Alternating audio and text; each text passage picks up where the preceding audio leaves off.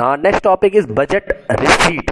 Budget receipt क्या होता है? It refers to the estimated money receipt of the government from all sources during a given fiscal year. हर जगह से, चाहे जिस भी सोर्स से गवर्नमेंट का जितना भी पैसा आ रहा है, एस्टिमेट करती है गवर्नमेंट कि इस जगह से हमारा इतना इतना पैसा आएगा इस फिस्कल ईयर में, वही क्या होता है? बजट रिसीट होता है। और बजट रिसीट आपका दो तरह का होता है, एक होता है रेवेन्यू रिसीट और एक होता है कैपिटल रिसीट।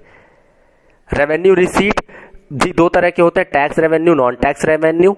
और रेवेन्यू टैक्स रेवेन्यू में आपका direct tax, indirect tax. Capital receipt borrowing, recovery of loan and other receipt. तो ये जो रेवेन्यू रिसीट होता है ये क्या होता है? मतलब कि रिसीट का मतलब पैसा आना। जब भी पैसा आएगा तो क्या होगा? या तो आपका कोई उधार खत्म होगा, या तो आपका कोई भाई हो सकता है आपके पास कोई एसेट हो, आपने बेच के पैसा पाया, तो या तो कोई आपका एसेट कम होगा या तो लायबिलिटी बढ़ेगी। लेकिन रेवेन्यू रिसीट में ना ही लायबिलिटी बढ़ती है और ना ही एसेट घटता है, उसे कहते हैं रेवेन्यू रिसीट। मतलब that receipt which neither create any liability nor cause any reduction in the asset of the government. Revenue receipt refers to those receipt which neither create any liability nor cause any reduction in the asset of the government is known as revenue receipt। उसे हम revenue receipt कहते हैं। उसके बाद इसमें आपका क्या होता है? टैक्स सोर्स होता है, टैक्स रेवेन्यू। मतलब कि टैक्स रेवेन्यू ऐसा रेवेन्यू होता है जो गवर्नमेंट को सभी जगह के टैक्सेस और ड्यूटीज से मिलता है, जो भी गवर्नमेंट ड्यूटी और टैक्स इंपोज करती है उससे। और टैक्स एक कंपलसरी पेमेंट होता है जिसको करना ही होता है, कोई उससे मना नहीं कर सकता नहीं हम नहीं करेंगे। और जो भी गवर्नमेंट टैक्सेस लेती है वो टैक्स कहीं ना कहीं गवर्नमेंट पुअर पीपल के ऊपर खर्च करती है। इसमें दो तरह के टैक्सेस होते हैं, डायरेक्ट टैक्स और इनडायरेक्ट टैक्स। इसमें हमेशा डिफरेंस पूछा जाता है कि 3 नंबर में कि बताइए डायरेक्ट टैक्स और इनडायरेक्ट टैक्स में क्या डिफरेंस होता है। तो direct tax are levied on individuals and companies. Direct tax एक ऐसा टैक्स होता है जो इंडिविजुअल या कंपनी पे लगाया जाता है। और इनडायरेक्ट टैक्स एक ऐसा टैक्स होता है which are levied on goods and services, जिसको गुड्स एंड सर्विसेज पर लगाया जाता है। डिफाइन कैसे करोगे डायरेक्ट टैक्स और इनडायरेक्ट टैक्स को? Direct tax that tax the burden of which can not be shifted on other. मतलब ऐसा टैक्स जिसका बर्डन हम किसी और पर शिफ्ट नहीं कर सकते हैं, वो डायरेक्ट टैक्स होता है। और इनडायरेक्ट टैक्स क्या होता है? The burden of which can be shifted on other. मतलब कि इंपैक्ट इसका जो है अलग अलग पर्सन पर पड़ता है।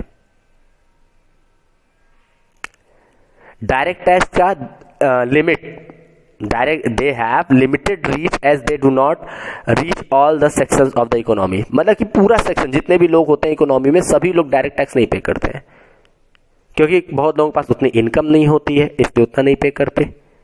लेकिन इनडायरेक्ट टैक्स सब पे करता है, चाहे वो एक गरीब भी क्यों नहीं होगा, अगर उसने एक पैकेट बिस्किट भी खरीदा तो भी वो टैक्स पे करेगा, वो इनडायरेक्ट टैक्स होता है। तो जैसे कि डायरेक्ट टैक्स में आपका क्या आ जाता है? डायरेक्ट टैक्स में इनडायरेक्ट टैक्स आपको क्या मिलेगा? डायरेक्ट टैक्स में मिलेगा आपको इनकम टैक्स, वेल्थ टैक्स और आपका जैसे कि इंटरेस्ट टैक्स। ये सब क्या होते हैं? आपके डायरेक्ट टैक्स होते हैं। इनकम टैक्स किसी और पे बर्डन नहीं शिफ्ट कर सकते ना, उसको हम पे करेंगे। और इनडायरेक्ट टैक्स में क्या आता है?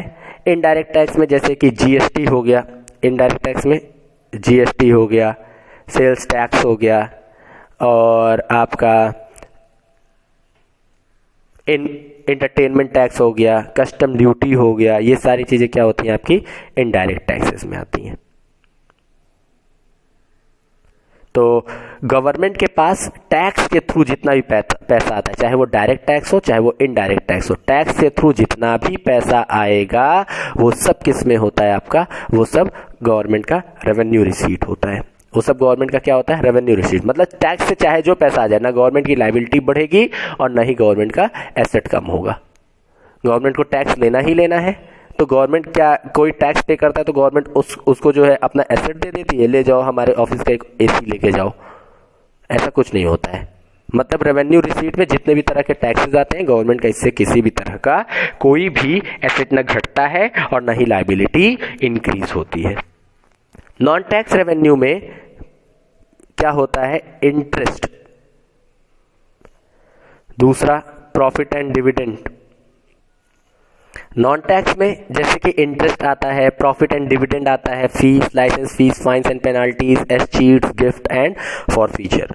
तो ये जो इंटरेस्ट आता है गवर्नमेंट के पास, जैसे कि गवर्नमेंट ने कहीं पर क्या किया है, लोन दिया है, तो उस लोन पर इंटरेस्ट मिलेगा। लोन जो होता है वो एक तरह का एसेट होता है, लेकिन उस पर मिलने वाला इंटरेस्ट वो रेवेन्यू रिसीट होता है। लोन जो है वो आपका कैपिटल एक्सपेंडिचर होता है, लेकिन यहां पर उस पर मिलने वाला इंटरेस्ट रेवेन्यू रिसीट होता है। इंटरेस्ट के मिलने से गवर्नमेंट का ना कोई एसेट कम होगा, ना कोई लायबिलिटी बढ़ेगी।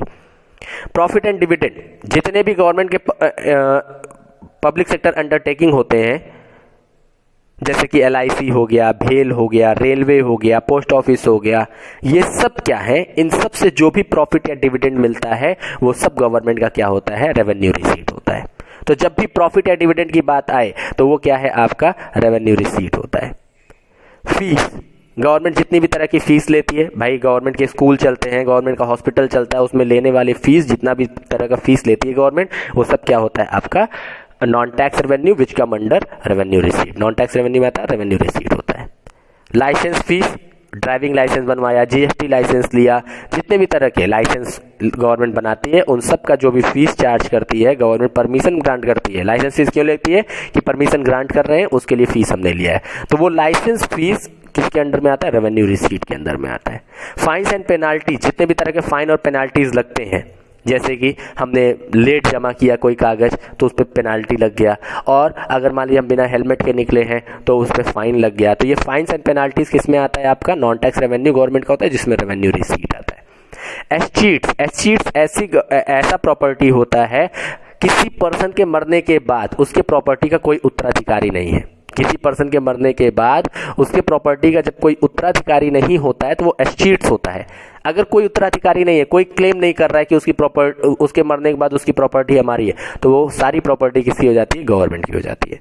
गिफ्ट एंड ग्रांट्स, गवर्नमेंट के बहुत सारे लोग, अधिकारी, प्रधानमंत्री, राष्ट्रपति, ये लोग बाहर घूमने जाते हैं, तो किसी भी कंट्री में घूमने गए, वहां से मिलने वाला गिफ्ट, वहां से मिलने वाला ग्रांट, वो सब क्या होता है?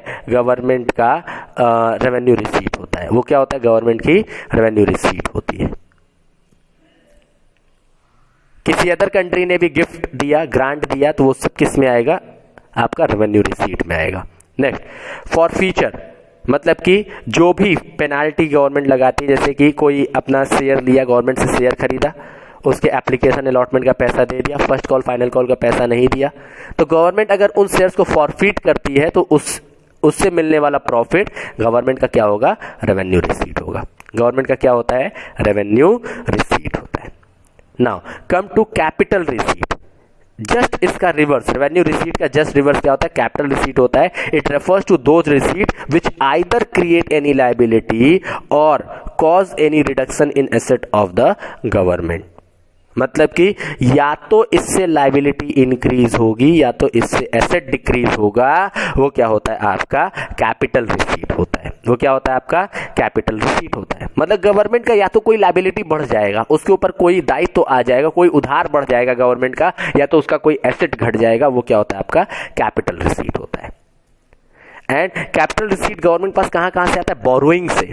गवर्नमेंट ने बोरो किया, पैसा उधार लिया, कहां से? फॉरेन गवर्नमेंट से लिया, या तो फिर गवर्नमेंट अपने ही पब्लिक से ले ली, RBI से ले ली। तो बोरोइंग कहां से हो सकता है?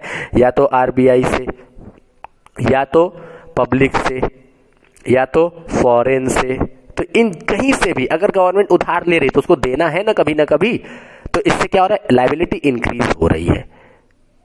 तो एज बोरोइंग लायबिलिटी इंक्रीज करता है, ये क्या होता है? आपका कैपिटल रिसीट होता है। मतलब पैसा तो आ रहा है गवर्नमेंट के पास, लेकिन उससे लायबिलिटी इंक्रीज हो जा रही है।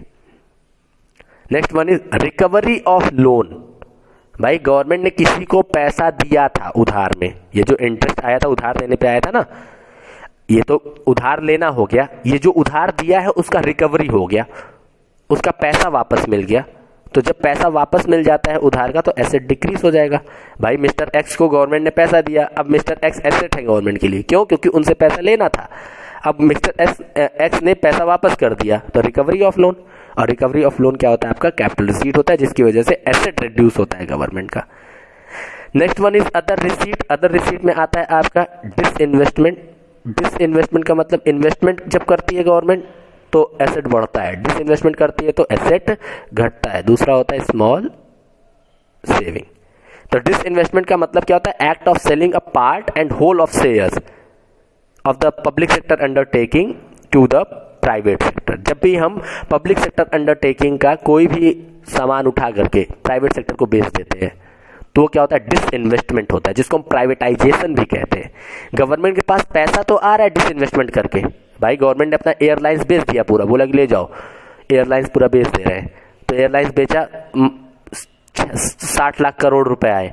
अब ये 60 लाख करोड़ रुपए जो आया तो ये क्या हुआ? गवर्नमेंट के पास पैसा तो आया लेकिन एयरलाइंस एक एसेट कम हो गया। Next one is small saving. Small saving में जैसे कि गवर्नमेंट क्या करती है? किसान विकास पत्र बेचती है, नेशनल सेविंग सर्टिफिकेट्स बेचती है पब्लिक को, तो कभी ना कभी तो उसका पैसा वापस करेगी ना। अभी तो पैसा आ जा रहा है तो गवर्नमेंट की लायबिलिटी बढ़ती है। डिसइन्वेस्टमेंट से एसेट घटता है, स्मॉल सेविंग से लायबिलिटी बढ़ती है। तो ये क्या होता है? आपका कैपिटल रिसीट होता है। तो कैपिटल रिसीट और रेवेन्यू रिसीट में ना लायबिलिटी बढ़ती है ना एसेट घटता है, लेकिन कैपिटल रिसीट में या तो लायबिलिटी बढ़ेगी या तो एसेट घटेगा।